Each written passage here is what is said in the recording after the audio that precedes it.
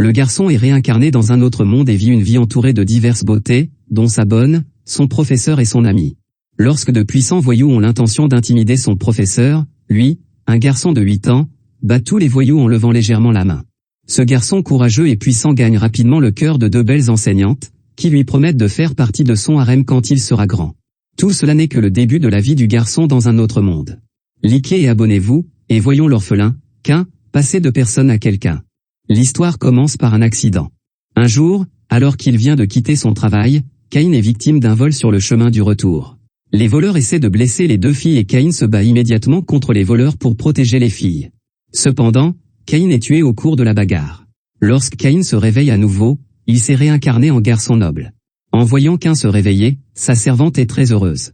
C'est alors que Caïn réalise qu'il s'est réincarné dans un autre monde. Il vit dans une chambre luxueuse et sa servante prend soin de lui, ce qui prouve qu'il n'est pas une personne ordinaire. Dans ce monde, Caïn est né dans une famille noble. Son père est compté à 2 femmes. La première femme a donné naissance à 2 garçons, et la seconde a donné naissance à une fille ainsi qu'à Caïn. Caïn a donc 2 grands frères et une grande sœur. Il y a de la magie et toutes sortes de créatures étranges dans ce monde, ce qui rend Caïn très curieux. Il est donc très studieux. Comme l'âme de Caïn est un adolescent, il est bien plus doué pour l'apprentissage que les enfants ordinaires. Bientôt, Caïn est capable de lancer quelques sorts simples. La sœur de Caïn aime tellement Caïn qu'elle lui enseigne souvent elle-même quelques connaissances. Caïn apprend alors que ce royaume a été fondé il y a 300 ans par un aventurier qui semblait lui aussi être un terrien. Avec l'aide de sa sœur, Caïn maîtrise rapidement les bases du monde. Un jour, Caïn doit se rendre à l'église pour se faire baptiser, ce qui est la coutume de ce monde. Après avoir été baptisé, les gens sont capables de lancer des sorts et d'utiliser d'autres compétences. Les habitants de ce royaume croient en 7 dieux qui bénissent les croyants baptisés et leur donnent certains talents. En général, une personne n'est bénie que par 1 ou 2 dieux. Mais lorsque Caïn est baptisé, il voit les 7 dieux. Les dieux disent à Caïn que sa mort était un accident, et les dieux de la terre leur demandent de prendre soin de lui. Les 7 dieux bénissent donc Caïn, qui acquiert alors des talents en matière de magie, de combat, de commerce, d'aptitude à la vie quotidienne, etc. Lorsque Caïn revient du monde des dieux à l'église, il vérifie immédiatement son état et a la surprise de constater que tous ses attributs sont 2 fois plus élevés que le maximum. Si quelqu'un le découvre, Caïn risque d'avoir des ennuis. Il décide donc de cacher ses véritables attributs. Mais même ainsi, la famille de Caïn est effrayée lorsqu'elle vérifie les attributs de Caïn, car ce dernier a oublié de cacher son mana, et son mana s'avère être des dizaines de fois supérieur à celui du plus puissant des magiciens. Le père de Caïn décide de cacher les attributs de Caïn parce qu'il a le potentiel de semer la panique dans d'autres pays. Après son baptême, Caïn est capable de lancer des invocations de haut niveau. Il veut un animal de compagnie magique et lance donc un sort d'invocation basé sur le contenu d'un livre de magie d'invocation. Cependant, Caïn invoque inopinément un monstre qui tente d'attaquer la sœur de Caïn et une autre petite fille. Pour les protéger, Caïn combat le monstre. Cette scène est similaire à celle qui a précédé la mort de Caïn.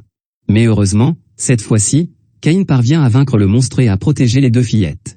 Les 2 filles sont très touchées et elles sont reconnaissantes à Caïn de les avoir protégées. Caïn est également très heureux. Il sait que dans ce monde, il a le pouvoir de protéger les autres. Depuis, Caïn rêve de voyager aux 4 coins du monde et d'aider le plus grand nombre de personnes possible. Pour que Caïn apprenne mieux la magie et le maniement de l'épée, ses parents trouvent 2 aventuriers qui lui serviront de professeurs. Caïn est curieux de connaître les 2 professeurs, et lorsqu'il les entend arriver, il sort en courant, tout excité. C'est alors que Caïn découvre que ses professeurs sont 2 jolies filles.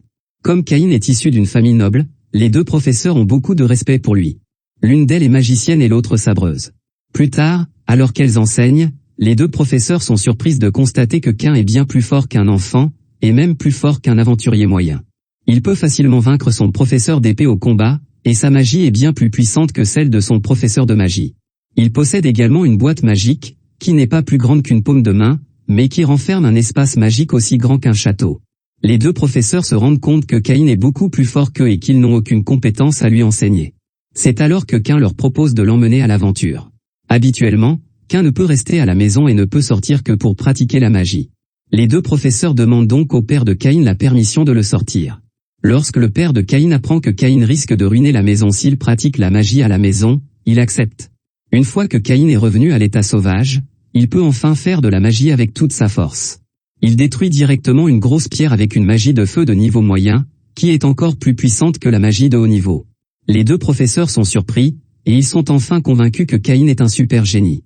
À ce moment-là, ils entendent soudain le bruit d'un monstre provenant de l'herbe toute proche. Caïn attaque immédiatement le monstre et le tue. Ensuite, il met les objets laissés par le monstre dans sa boîte magique.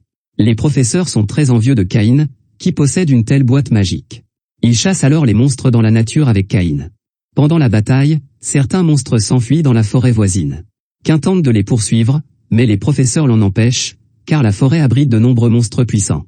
En entendant cela, Caïn décide de faire des efforts pour devenir plus fort afin de pouvoir ensuite partir à l'aventure dans la forêt. Après une journée d'entraînement, Caïn passe au niveau 8. La vitesse de montée en niveau de Caïn est étonnamment 100 fois plus rapide que celle des autres, et il s'avère que l'un des dieux lui a donné 100 fois plus de points d'expérience que la normale. Le lendemain, les professeurs emmènent Caïn à la guilde des aventuriers, où ils peuvent trouver de nombreuses informations sur les monstres. Les deux professeurs sont des aventuriers de rang D, et Caïn est encore jeune, il ne peut donc pas s'inscrire en tant qu'aventurier pour le moment et n'a pas de rang. À ce moment-là, plusieurs aventuriers de rang harcèlent les deux professeurs. Bien qu'ils soient des aventuriers, ils sont très dégoûtants. Caïn est en colère, et il arrête immédiatement ces aventuriers sans vergogne. Malgré son jeune âge, Caïn est très puissant. Le chef des aventuriers de rang sous-estime la force de Caïn, et à la fin, il est facilement vaincu par Caïn. Mais il ne veut pas s'avouer vaincu et tente d'attaquer Caïn avec une arme. Furieux, Caïn leur donne une dure leçon et les chasse de la guilde des aventuriers. Les professeurs expriment leur attitude à l'égard de Caïn, et plus tard, ils trouvent d'autres monstres selon l'intelligence de la guilde, avec Caïn, et gagnent beaucoup de points d'expérience grâce aux monstres. Au fil du temps, Caïn emmène les deux professeurs à l'aventure pendant 3 ans, au cours desquels les professeurs sont devenus plus puissants qu'auparavant. Plus tard, les deux professeurs décident de s'aventurer ailleurs et font leurs adieux à Caïn. Sachant cela, Caïn décide de leur préparer un cadeau avant leur départ. Il sait qu'ils ont toujours voulu une boîte magique, alors il essaie de fabriquer 2 boîtes magiques pour eux. Il s'enfonce dans les bois dangereux à la recherche de matériaux pour fabriquer des boîtes magiques et bat de nombreux monstres puissants. Pendant ce temps, son combat contre les monstres provoque une violente explosion, ce qui fait penser aux soldats du château que le monstre est sur le point d'envahir le château. Le père de Caïn conduit donc l'armée dans la forêt pour chasser les monstres. À leur arrivée, il ne voit qu'un grand trou. En voyant l'objet laissé par Caïn dans le trou, le père de Caïn comprend enfin ce qui s'est passé. Après cela, Caïn sort 2 sacs magiques qu'il a fabriqués en guise de cadeau d'adieu et qui contiennent un espace magique aussi grand qu'un château. Les sacs magiques avec un espace aussi grand qu'un carrosse sont déjà très rares, donc les sacs magiques offerts par Caïn sont aussi précieux que des trésors nationaux. Les professeurs sont très reconnaissants envers Caïn et ne savent pas comment le remercier. Finalement, ils lui donnent 2 baisers. Plus tard, Caïn dit au revoir à son professeur d'éveil et entame une nouvelle étape de sa vie. Après avoir été baptisé, Caïn a acquis de puissants talents, vainquant seul le puissant dragon à l'âge de 10 ans. De plus, il a reçu 100 fois plus de points d'expérience que la normale, ce qui lui a permis d'atteindre un niveau très élevé. Tous les enfants de nobles doivent se rendre à la capitale royale pour faire leur entrée dans la société à l'âge de 10 ans. Ce jour-là, Caïn et sa famille décident de partir pour la capitale. Sur leur chemin, ils risquent de rencontrer des dangers car il y a beaucoup de monstres dans les environs. C'est pourquoi ils sont protégés par de nombreux chevaliers. Mais en fait, Caïn n'a besoin de la protection de personne, et il est capable de vaincre n'importe quel monstre. À mi-chemin, Caïn détecte une bataille proche où plusieurs humains sont assiégés par un groupe de monstres. Il décide alors d'offrir son aide immédiatement. Il pense que monter dans la calèche est trop lent, alors il utilise directement la magie du vent pour voler jusqu'au champ de bataille. Pendant ce temps, sur le champ de bataille, les monstres ont vaincu la plupart des soldats. Les soldats survivants gardent un luxueux carrosse, mais ils seront bientôt vaincus eux aussi. Heureusement, Caïn arrive à temps et, grâce à sa puissante magie, il vainc la moitié des monstres en un instant. L'autre moitié des monstres se bat contre les soldats, et Caïn risque de blesser les soldats s'il attaque avec sa magie, alors il tue les autres monstres avec son épée. Il soigne ensuite tous les soldats blessés avec la magie de guérison. Lorsque le père de Caïn et les chevaliers arrivent, la bataille est terminée depuis longtemps. Soudain, la porte du luxueux carrosse s'ouvre. La princesse royale, Télestia, et la jeune fille noble, Silk, en sortent et expriment leur gratitude à Caïn. Caïn voit bien qu'elles sont encore effrayées, alors il utilise la magie d'apaisement pour les calmer. Après cela, Télestia et Silk tombent amoureuses de Caïn au premier regard. Lorsqu'elles apprennent que Caïn part lui aussi pour la capitale, elles prennent séparément les 2 bras de Caïn et l'emmènent dans le carrosse. Dans la calèche, elles ne veulent pas lâcher Caïn une seconde et s'appuient sans cesse sur ses épaules. Il faut plusieurs jours pour atteindre la capitale, et ils doivent se reposer une nuit dans une autre ville en cours de route. Une fois arrivés dans la ville, Télestia et Silk ne veulent toujours pas quitter Caïn, lui demandant même de dormir avec eux. Caïn a du mal à les rejeter, et finalement, il n'a pas d'autre choix que de rester dans une chambre avec elle. Il y a 3 lits dans cette pièce, et Télestia et Silk ont rassemblé les 3 lits pour pouvoir dormir dans le même lit que Caïn. La nuit, Caïn est trop nerveux pour s'endormir. Le lendemain, ils se sentent très fatigués, mais ils arrivent bientôt à la capitale. Le chef des chevaliers de la capitale voit Télestia et Silk tenir la main de Caïn et se sent d'abord très étrange. Mais lorsqu'il apprend que Caïn a sauvé les 2 filles, il les comprend et respecte beaucoup Caïn. Après cela, Caïn enterre les soldats morts avec les chevaliers. Plus tard, le chef des chevaliers demande à Caïn d'aller directement rencontrer le roi au palais. Il s'avère que le roi est très curieux au sujet de Caïn, car il a entendu que Caïn a vaincu seul les monstres terrifiants et a sauvé Télestia et Silk. Lorsque le roi voit Caïn, il est très heureux. Il décide donc de promouvoir Caïn au rang de baron et de lui offrir un manoir. Parmi les autres nobles présents, il y en a un qui pense que Caïn est trop jeune pour recevoir une telle récompense. Mais le roi lui demande directement de combattre les monstres seul comme Caïn et lui dit de se taire s'il n'en est pas capable. Après avoir entendu cela, le noble ne peut que reconnaître la décision du roi. Caïn est promu baron. Le roi souhaite ensuite rencontrer à nouveau Caïn en privé. Plus tard, Caïn et son père se présentent à la réception du roi, et le roi et le père de Silk arrivent également avec leur fille. Cette fois, le roi, en tant que père, remercie à nouveau Caïn. Immédiatement après, le père de Silk et lui font une demande très surprenante, ils espèrent que Caïn conclura un contrat de mariage avec Télestia et Silk. Il s'avère qu'ils ont appris que Télestia et Silk étaient proches de Caïn pendant leur voyage, et ils veulent donc que Caïn en soit responsable et qu'il épouse 2 filles à l'avenir. Caïn aime aussi ses 2 belles filles. Bien qu'il se sente très timide, il accepte tout de même. Ensuite, les dieux convoquent à nouveau Caïn. Ils lui disent qu'il est maintenant l'humain le plus fort et que s'il devient plus fort, il deviendra un demi-dieu. En entendant cela, Caïn est très surpris. Cette fois, les dieux convoquent Caïn parce qu'ils veulent lui demander d'introduire les divertissements japonais dans le monde, car dans ce monde, les gens savent rarement ce que sont les divertissements. Plus tard, Caïn retourne dans le monde réel. Alors qu'il accompagne sa sœur au magasin de vêtements, il rencontre par hasard une fille chat. Cette dernière est son amie depuis l'enfance, et son oncle est le président d'une chambre de commerce. Caïn propose donc de visiter la chambre de commerce, dans l'intention de tester sa force. Après enquête, Caïn pense que la chambre n'est pas mal. Il dit alors au président qu'il veut faire un jeu de société. Il n'y a pas de jeu de société dans ce monde, mais après que Caïn a expliqué les règles au président, celui-ci pense que ce jeu de société sera certainement populaire. Ce que Caïn a demandé au président est un jeu de société reversi, un jeu de société intéressant aux règles simples.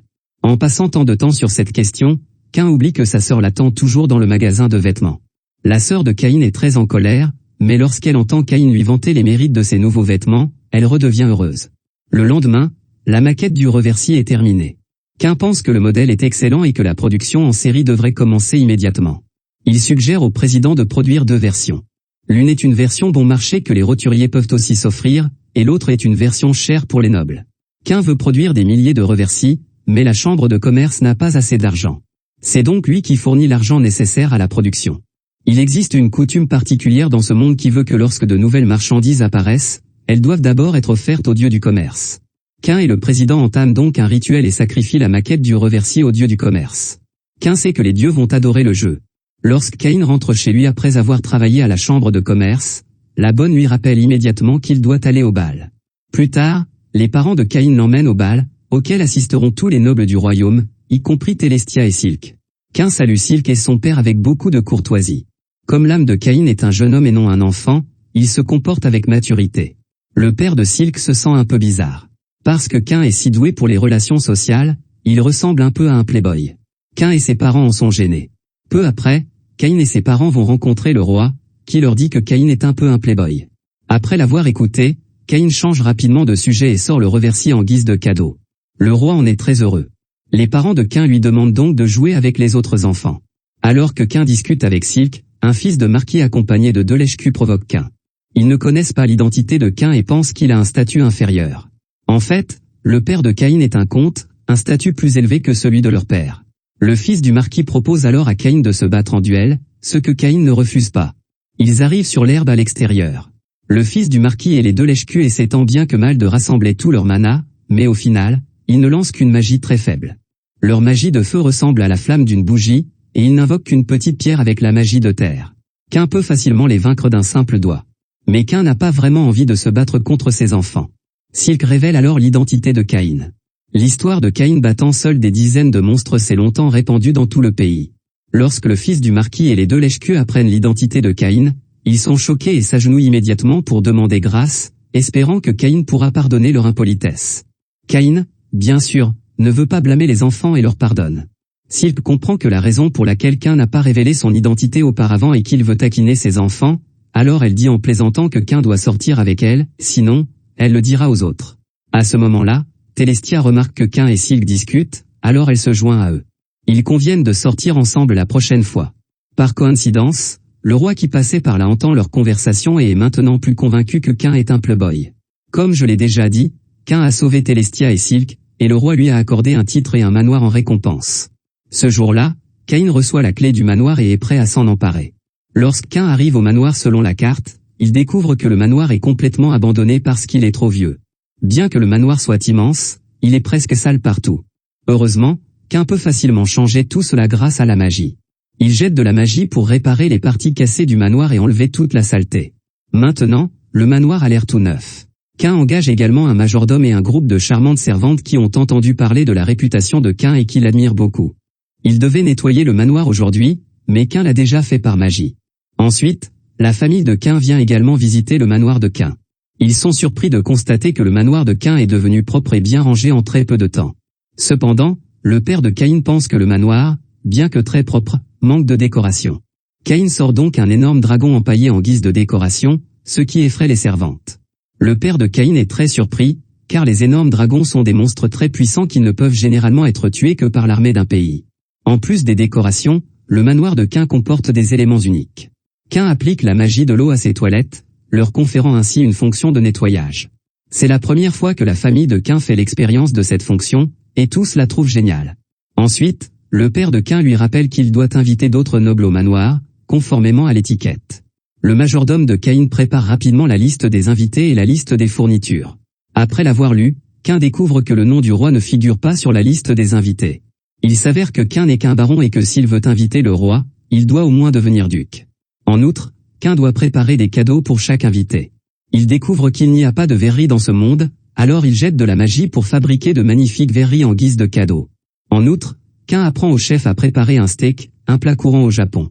Il fabrique également du vin pétillant en rendant le vin gazeux. Après cela, le roi convoque Caïn et lui demande pourquoi il ne l'a pas invité. Caïn ne peut que s'expliquer et s'excuser, puis il invite officiellement le roi.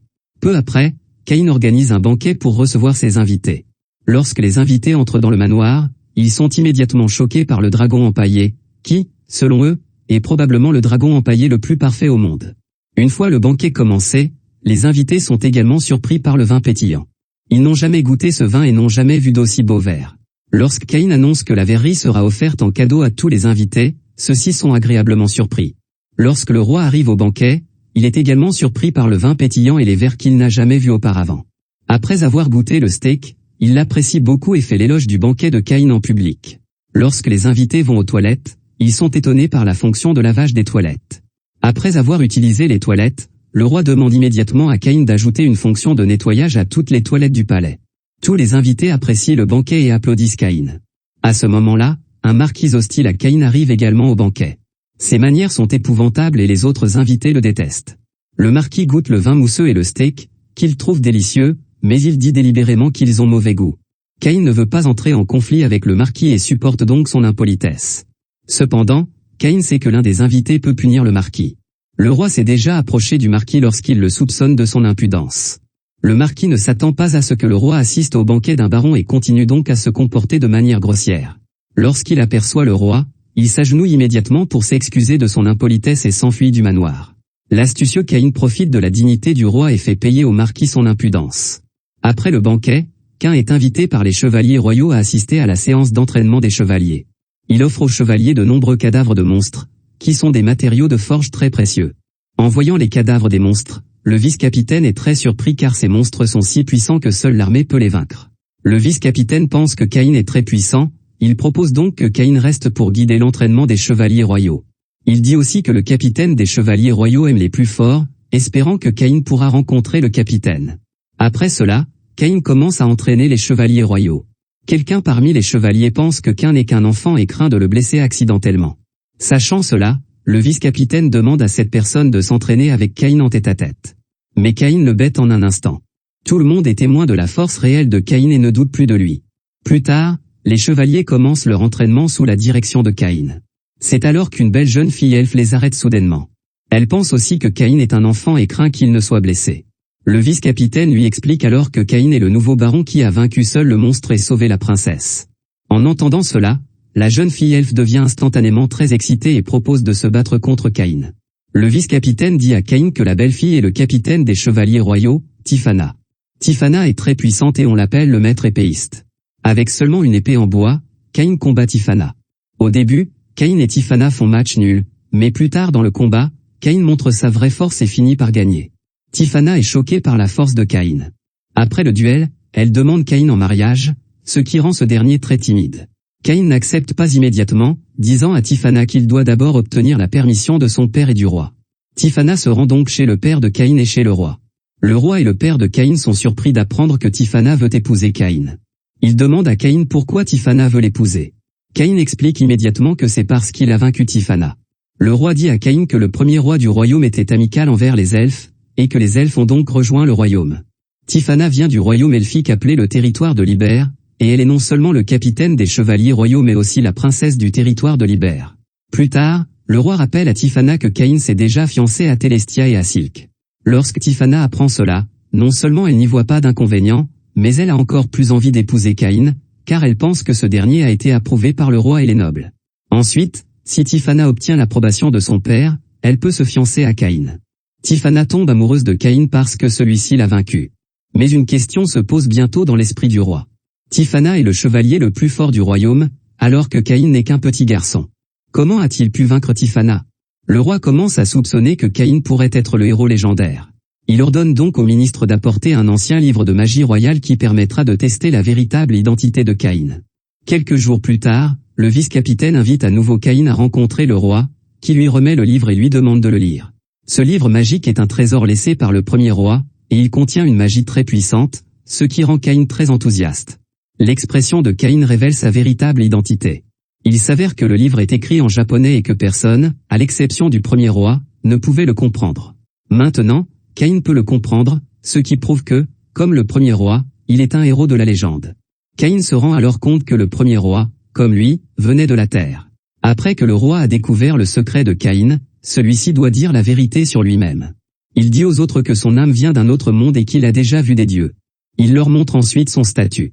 Tout le monde est choqué par le statut exagéré de Caïn, qui est si puissant qu'il n'est pas un humain mais un dieu.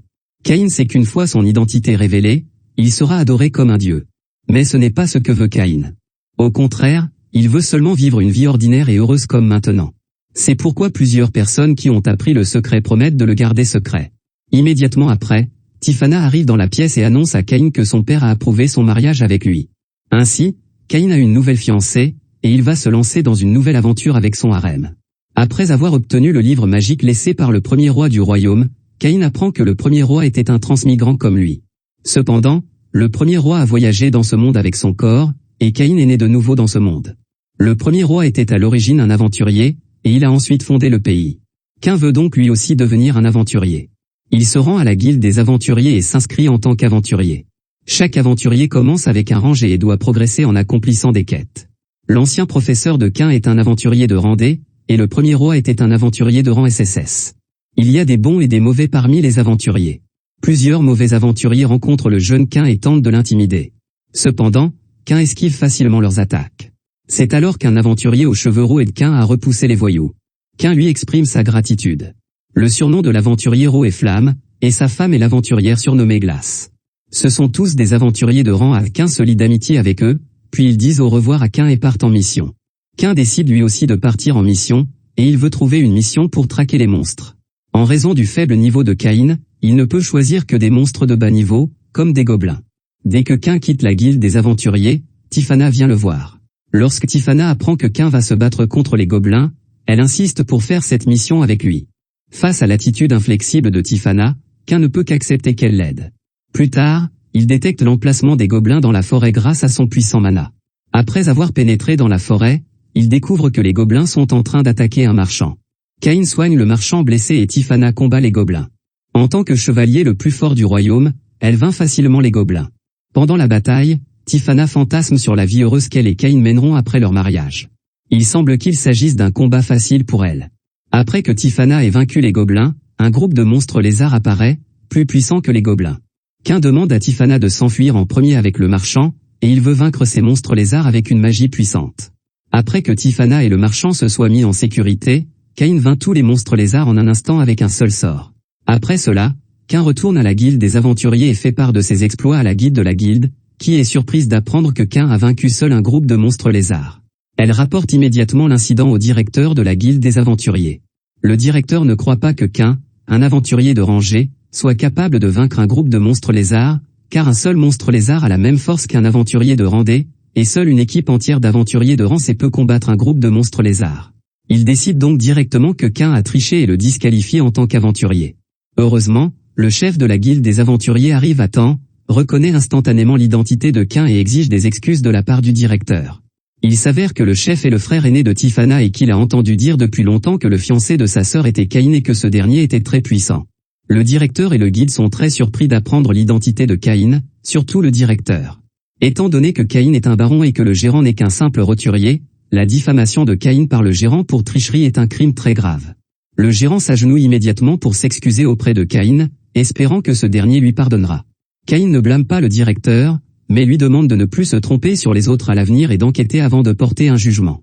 Après avoir appris que Caïn a vaincu un groupe de monstres lézards, le chef de guilde décide d'élever le niveau de Caïn au rang C. Mais Tiphana pense que le rang C n'est pas le bon. Mais Tiphana pense que le rang C est encore trop bas pour Caïn, qui a été capable de vaincre le dragon seul à l'âge de 10 ans et qu'il a également vaincu. Cela prouve que Caïn est plus puissant que les aventuriers de rang A. Le chef de guilde est d'accord avec Tiphana, mais même si Caïn est assez fort, il ne peut pas enfreindre les règles.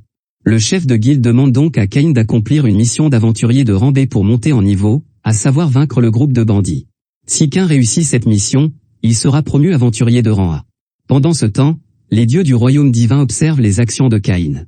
Ils sont soulagés de voir Caïn devenir fort, mais ils pensent que Caïn n'est pas assez fort, car le seigneur démon scellé est sur le point de se réveiller, et Caïn doit devenir plus fort pour avoir une chance de vaincre le seigneur démon. Ils décident donc de trouver un nouveau professeur pour Caïn. Un matin, quelques jours plus tard, Caïn est réveillé par sa servante. C'est aujourd'hui le jour de l'examen d'entrée à l'Académie royale, mais lorsque Caïn se réveille, il est déjà en retard. Heureusement, Caïn a la capacité de se téléporter, et il se téléporte directement sur le lieu de l'examen. Caïn reçoit alors le ticket d'entrée et entre dans la salle d'examen. Telestia et Silk passent également l'examen aujourd'hui, et étrangement, Caïn ne les voit pas dans la salle d'examen. Le premier examen est un examen écrit, que Caïn réussit rapidement. L'examinatrice teste ensuite le niveau de magie des candidats. Elle dit que le lieu de l'examen est protégé par la magie, et que les candidats peuvent donc utiliser toute leur force sans craindre de détruire le lieu de l'examen. Caïn sait que s'il utilise vraiment toute sa force, le site d'examen sera certainement détruit.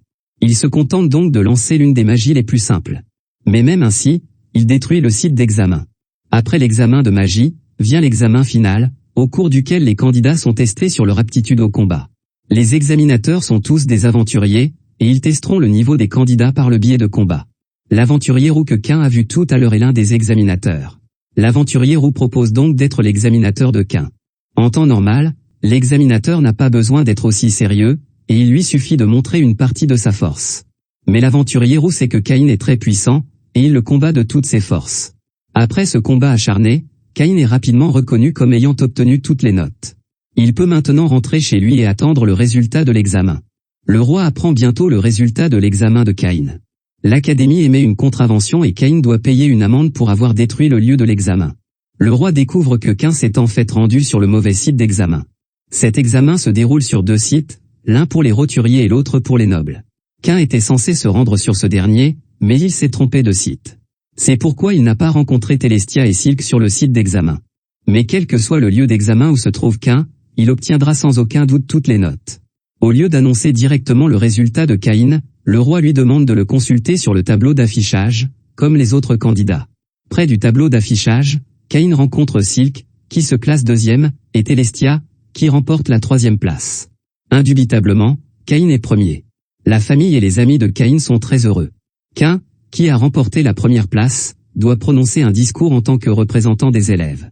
Après être monté sur scène, il raconte qu'il s'est trompé de lieu d'examen, mais qu'il a tout de même été admis à l'Académie royale. Il utilise cet incident comme exemple pour illustrer le fait que même si les nobles et les roturiers se rendent sur des sites d'examen différents, cela ne signifie pas qu'ils sont différents et qu'ils sont tous égaux à l'Académie royale. Plus tard, le roi arrive et prononce un discours. Le site entier est rempli d'applaudissements, et le discours des étudiants de première année se termine parfaitement. L'Académie royale propose de nombreux cours, et lors du premier cours, les étudiants doivent choisir leur propre cours. Qu'un choisit 4 matières, noblesse, aventure, magie et objets magiques. Il sera difficile pour les gens ordinaires d'apprendre 2 matières, comme Télestia, qui choisit noblesse et affaires intérieures. Elle choisit cette dernière parce qu'elle veut aider Cain à gérer le domaine à l'avenir. Silk choisit noblesse et commerce, espérant aider Cain à gagner de l'argent à l'avenir. Après le premier cours, Cain découvre que plusieurs élèves nobles malmènent un élève ordinaire. Cette dernière est l'amie d'enfance de Cain, une demi-humaine. Cain est en colère et arrête les élèves nobles, à qui il a déjà donné une leçon. Mais cette fois-ci, ils n'ont pas besoin de traiter avec Caïn, et ils peuvent traiter avec la fille demi-humaine grâce à l'influence de leur famille. Cain, en tant que baron, n'a pas le droit de prendre le contrôle de leur famille. C'est alors que Télestia et Silk viennent les arrêter. Télestia, en tant que princesse du royaume, représente l'autorité du roi. Les élèves nobles sont immédiatement effrayés et s'agenouillent pour s'excuser et demander le pardon de la demi-humaine. Après cela, la demi-humaine exprime sa gratitude à Cain. Télestia et Silk pensent que la demi-humaine semble aussi aimer Caïn, et ils parlent de lui ensemble. Dans la seconde qui suit, Cain entend soudain la voix d'un homme, que seul Cain peut entendre. L'homme lui demande de le rejoindre à la bibliothèque. Curieux, Cain se téléporte directement à la bibliothèque. À la bibliothèque, Cain rencontre inopinément un homme qui fait du café. C'est lui qui invite Caïn à sortir et il connaît même le nom de la vie antérieure de Caïn. Il s'avère que cet homme mystérieux est le nouveau maître de Caïn, Iuya, qui s'est avéré être le premier roi du royaume. Iuya, comme Caïn, vient de la terre. Il a plus de 300 ans, mais il a encore l'air d'un jeune homme. C'est parce que Iuya est devenu un dieu et qu'il ne vieillit pas. Iuya doit entraîner Caïn pour qu'il devienne plus fort, mais Caïn pense qu'il est assez fort. Pour le tester, Iuya demande à Caïn de lui arracher les biscuits des mains, mais Caïn échoue instantanément. C'est alors que Iuya révèle à Caïn qu'il a scellé un roi démon, Aaron, il y a 300 ans. Mais le sceau s'est récemment affaibli et Aaron, qui a le pouvoir de créer des guerres et de détruire le monde, est peut-être en train de se réveiller. Iuya et les dieux ne peuvent pas interférer directement avec les problèmes du monde des mortels, et ils espèrent donc que Caïn vaincra Aaron. Mais Caïn n'est apparemment pas assez fort et doit être entraîné. Iuya emmène alors Caïn sur une île magique qu'il a créée. Ici, une année équivaut à un jour dans le monde normal. Caïn doit vaincre les différents monstres puissants de l'île pour atteindre la maison située au sommet de l'île. Caïn n'a jamais affronté d'adversaire susceptible de le menacer. Mais en rencontrant les puissants et nombreux monstres de cette île, Caïn ressent la pression pour la première fois. Pendant ce temps, la famille et les camarades de Caïn ont constaté sa disparition. Pourtant, ils ne s'inquiètent pas car Caïn est fort à leurs yeux. Mais en réalité, Caïn est confronté à une crise. Sa force physique et sa puissance magique sont épuisées, alors que de nombreux monstres se trouvent encore à proximité. C'est alors que Caïn aperçoit un loup blanc blessé. Alors qu'il soigne le loup blanc avec le seul pouvoir magique qui lui reste, il perd connaissance. Heureusement, alors que Caïn est inconscient, le loup blanc vainc les monstres environnants et le protège. Repu, Caïn se réveille enfin. Il s'associe rapidement avec le loup blanc. Ils se battent et s'aventurent ensemble sur l'île. 4 ans plus tard, Caïn parvient à atteindre la plus haute maison. Lui et le loup blanc ont beaucoup grandi. Désormais, il peut invoquer ou cacher le loup blanc à tout moment grâce à la magie. Mais l'entraînement de Caïn ne s'arrête pas là. Iuya lui trouve un puissant guerrier, Derain, comme adversaire. Ce n'est qu'en battant Derain que son entraînement atteindra le succès final. Cependant, Caïn perd contre Derain la première fois qu'il essaie de se battre. Derain emmène alors Caïn chez lui pour s'occuper de lui, et ils vivront ensemble jusqu'à ce que Caïn gagne. Avant que Caïn ne commence à s'entraîner avec Derain, Iuya lui confie un secret. Caïn est orphelin, mais il n'a pas été abandonné par ses parents. Il s'avère que les parents de Caïn, ainsi que Iuya, ont été appelés dans un autre monde. Ils se sont battus et ont vécu des aventures ensemble, devenant plus forts avec Iuya. Cependant, ils sont morts lors de l'affrontement final avec Aaron. En d'autres termes, Aaron est l'ennemi de Caïn. Lorsque Caïn l'apprend, sa volonté s'affermit. L'année suivante, Derain et Caïn se battent presque tous les jours. Bien que Caïn perde chaque bataille, il ne se décourage pas car il doit être plus fort. Après un entraînement continu, Caïn parvient à battre Derain. Ensuite, Caïn se rend sur la tombe de ses parents pour les pleurer. Iuya raconte à Caïn qu'ils ont pensé à lui jusqu'à leur mort et qu'ils ont continué à chercher un moyen de revenir sur Terre. En entendant cela, Caïn est si ému qu'il ne peut s'empêcher de pleurer. Soudain, Iuya sort un biscuit, et cette fois-ci, Caïn le saisit instantanément, ce qui signifie que Caïn a déjà la force de se battre contre Aaron. Iuya reconnaît la force de Caïn et accepte de le ramener dans le monde d'origine. Pour éviter que la famille de Caïn ne soit surprise, Iuya change également le corps de Caïn pour qu'il ressemble à ce qu'il était il y a 5 ans. Avant son départ, Derain lui offre un dragon comme animal de compagnie, et Iuya lui donne également une épée. Lorsque Quin revient dans son propre monde, il est considéré comme disparu depuis 5 jours. Sa famille et ses camarades sont tous très inquiets à son sujet. Pendant les jours où il a disparu, Télestia et Silk ont appris à faire des biscuits en l'attendant. Lorsqu'elles apportent les biscuits cuits à la main, Quin est très touché et les mange immédiatement. Pour Quin, cela fait 5 ans qu'il ne les a pas vus et leur vie lui manque énormément. De retour au royaume, il raconte immédiatement son expérience au roi. Le roi ne croit d'abord pas à ces histoires insolites. Jusqu'à ce que Quin prenne l'épée de Yuya, il finit par croire que Yuya est non seulement en vie, mais qu'elle est aussi devenue un dieu. Auparavant, le chef de la guilde des aventuriers a confié à Quin la tâche de combattre le groupe de bandits, et Quin pourra être promu aventurier de rang à une fois cette tâche accomplie. Mais avant de pouvoir accomplir cette tâche, il devait s'entraîner avec Yuya. Heureusement, dans ce monde, seuls 5 jours se sont écoulés, et Quin a encore le temps de s'acquitter de sa tâche. Il se met donc immédiatement en route. Une fois arrivé à l'endroit où se trouve le groupe de bandits, il lance une magie de vol pour voler dans les airs et observer la situation, et réussit à trouver les traces du groupe de bandits. Ils sont en train de voler une équipe d'escorte, et les gardes de l'équipe se trouvent être les anciens professeurs de Quin. La rousse s'appelle Millie et la verte Nina. Elles se sont déjà battues contre le groupe de bandits et sont blessées. Quin soigne immédiatement leurs blessures. Ensuite, il vainc facilement le groupe de bandits. Pour Quin, le plus difficile dans cette bataille est de contrôler son pouvoir pour ne pas les tuer directement. Millie et Nina n'ont pas vu Quin depuis longtemps, et elles lui racontent ce qu'elles ont vécu au fil des ans. Lorsqu'elles apprennent que Quin est devenu un aventurier de rang et un baron, elles sont très surprises. Lorsque Quin retourne en ville, il découvre que l'équipe d'escorte qu'il protège appartient à la famille de son ami. Peu après, il se rend à la guilde des aventuriers avec Millie et Nina. Après avoir accompli cette tâche, Quin est promu au rang A. C'est alors qu'un aventurier obscène tente de harceler Millie et Nina, et Quin le chasse immédiatement, lui et ses compagnons. C'est à ce moment que le couple d'aventuriers qui s'était lié d'amitié avec Quin arrive à la guilde des aventuriers. Ils sont parents de Millie et amis de Nina, et plus tard, ils vont au restaurant avec Quin pour dîner. Pendant le repas, Millie et Nina mentionnent la boîte magique que Quin leur a offerte. Ces 2 boîtes ont beaucoup d'espace et peuvent même contenir une maison. Lorsque le couple la prend, il est très surpris car une boîte avec un si grand espace est comme un trésor national. Ils veulent que Quin leur fabrique une boîte magique, et Quin accepte leur demande sans hésiter. La semaine dernière, Quin a pris 5 jours de congé pour s'entraîner, et il doit retourner à l'école cette semaine. Les gens sont surpris d'apprendre cela, car le professeur le plus fort de l'école n'arrive pas à la cheville de Quin, et Quin ne peut plus devenir plus fort à l'école. Mais il pense qu'il n'en sait pas assez sur le monde et qu'il peut encore apprendre beaucoup de bon sens à l'école. Par coïncidence, l'école souhaite engager des aventuriers pour donner des cours aux élèves pendant cette période. Ils décident donc de se rendre ensemble à l'école et d'observer la vie de Quin sur le campus pendant qu'il enseigne. Plus tard, ils découvrent que Quin n'a pas d'amis à l'école parce qu'il est beaucoup plus mature que les enfants normaux, et que personne ne veut être ami avec lui. Par la suite, ils essaient de faire en sorte que Quin se fasse plus d'amis en lui permettant de montrer sa force. Dans la leçon suivante sur les aventuriers, ils demandent aux élèves de montrer leur carte d'aventurier, qui représente le niveau de l'aventurier. Mais Quin ne veut pas montrer sa carte devant ses camarades de classe. En tant qu'aventurier de rang A, il possède une carte en or, ce qui ne manquera pas d'effrayer ou de rendre jaloux les autres. Quin ment donc en disant qu'il a oublié d'apporter sa carte d'aventurier. Lors de l'entraînement au combat qui suit, les aventuriers veulent que Quin montre sa force. Ils s'arrangent donc pour que Quin soit le dernier à s'entraîner au combat. Mais il y a trop d'élèves, et une fois que tout le monde a terminé l'entraînement au combat, le cours est terminé. Finalement, seul Quin n'a pas le temps de s'engager dans un combat réel.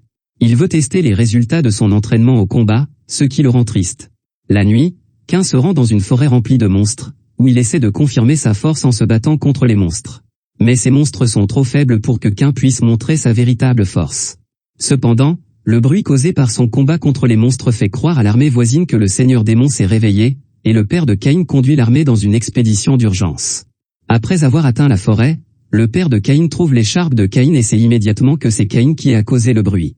Le roi avertit alors Quin qu'un tel bruit mettra l'armée en alerte. Quin s'excuse immédiatement. Entre-temps, le sceau d'Aaron s'est encore affaibli et il est sur le point de retourner dans ce monde. Quin est si puissant qu'il pourrait détruire toute l'académie de magie avec sa magie la plus faible, c'est pourquoi le professeur lui interdit d'assister à la plupart des cours de magie. Mais aujourd'hui, ils vont avoir un cours d'invocation, et en général, la magie d'invocation ne cause pas de dégâts, alors le professeur autorise Quin à participer au cours d'aujourd'hui. Le professeur de magie d'invocation remet aux élèves le tableau magique qui permet d'invoquer des monstres. Tant qu'ils injectent du mana dans le tableau magique, ils peuvent invoquer toutes sortes de monstres. La plupart des élèves invoquent des monstres de bas niveau, petits et mignons. Même si un étudiant puissant invoque un monstre de haut niveau, il est trop faible pour le conquérir, et il ne peut donc pas devenir le maître du monstre de haut niveau, qui disparaît rapidement. Quand vient le tour de Caïn, il invoque directement un démon ancien et honorable, Seth. Seth ne croit pas que les humains puissent l'invoquer et est furieux. Mais lorsqu'il voit clairement les attributs de Caïn, il s'agenouille immédiatement devant lui et lui propose de devenir son serviteur. Caïn réussit à signer un contrat avec Seth, ce qui effraie à la fois le professeur et ses camarades de classe. Immédiatement après, le roi convoque Caïn. Lorsqu'il apprend que Caïn a invoqué un démon, il est également très effrayé. En effet, si le démon se met en colère, le royaume tout entier risque d'être détruit. Le roi pense que Caïn est devenu plus fort après s'être entraîné et il veut voir les attributs actuels de Caïn. Lorsque tout le monde le voit, ils sont tous choqués. Auparavant, bien que puissant, Caïn n'était qu'un humain. Mais maintenant, il est déjà un demi-dieu. Le roi et les ministres veulent s'agenouiller devant Caïn en signe de respect, mais Caïn les en empêche. Il veut qu'il garde le secret et qu'il le voie comme avant. Le roi accepte et le nomme vicomte. Après cela, Caïn retourne sur son territoire. C'est alors qu'il apprend que dans la forêt frontalière, de nombreux monstres sont devenus puissants et fous, semblant vouloir envahir le royaume. En général, le royaume envoie d'abord les aventuriers en reconnaissance dans la forêt, puis l'armée en fonction de la situation. Mais cette fois-ci, la situation est trop dangereuse et Caïn décide de partir lui-même en éclaireur dans la forêt. Lorsque Caïn arrive à la guilde des aventuriers pour faire son rapport, le guide de la guilde tente de persuader Caïn de trouver des coéquipiers pour l'accompagner. Mais Caïn décide que la tâche est trop dangereuse et rejette la suggestion du guide. En fait, Caïn n'est pas seul dans cette tâche, et il a plusieurs compagnons comme le loup blanc qu'il a ramassé en s'entraînant et le dragon que Derain lui a offert. Pour mieux accomplir cette tâche, Caïn convoque Seth. Seth est capable de sentir une puissante créature dans la forêt, et à cause de cette créature, un grand nombre de monstres fous sont apparus récemment sur son territoire. Pour aider Caïn, Seth fait appel à son subordonné, un vampire. Ce vampire est très doué pour le repérage et il est capable de contrôler un grand nombre de chauves-souris. Ces chauves-souris couvrent bientôt la majeure partie de la forêt. Pendant ce temps, Caïn entre dans la forêt où il tue tous les monstres les plus puissants pour éviter qu'ils ne menacent le royaume. Lorsque Seth et le vampire voient la force de Caïn, ils sont encore plus admiratifs de lui. Ensuite, Caïn ramène au royaume les cadavres de ces monstres, qui sont des matériaux précieux. Au même moment, Seth et le vampire ressentent l'aura d'Aaron, et Aaron, après les avoir découverts, se réveille complètement. Plus tard, Aaron envoie d'autres monstres à l'attaque, et Seth vient immédiatement aux côtés de Caïn avec sa magie de téléportation, l'informant que de nombreux monstres sont sur le point d'envahir le royaume.